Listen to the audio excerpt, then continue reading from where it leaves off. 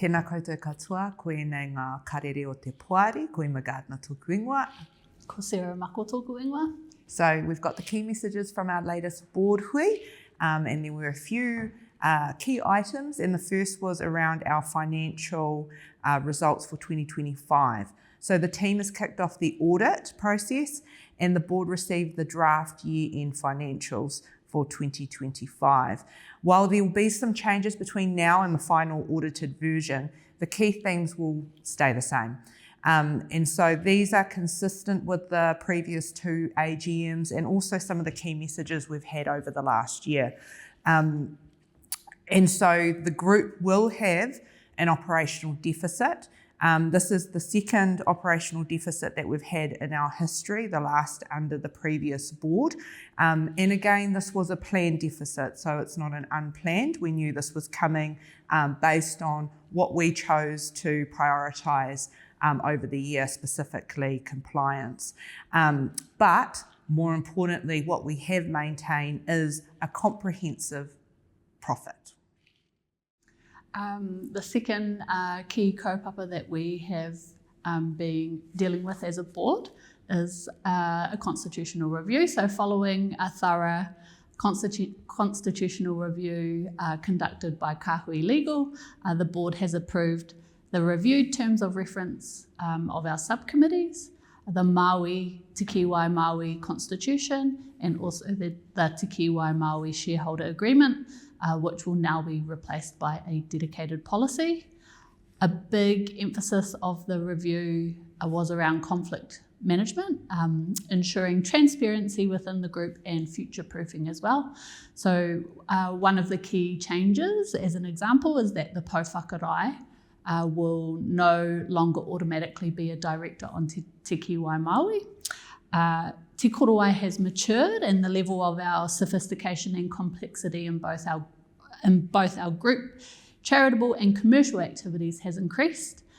Therefore, we need to ensure key governance appointments reflect the necessary and the required skills.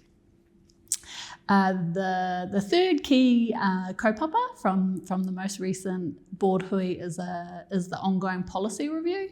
So there's been a great and awesome effort by the team to review our suite of policies. So at this hui we approved the Health and Safety Manual, Hapu Distributions Policy, Board Remuneration and Expenses Policy, iwi Register Management, Travel, identifying and responding to tamariki harm, and the formalised engagement protocols.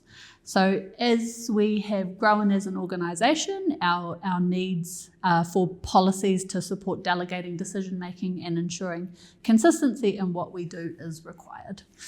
Now that we have had this significant review regarding compliance, we can now turn our attention to value and performance.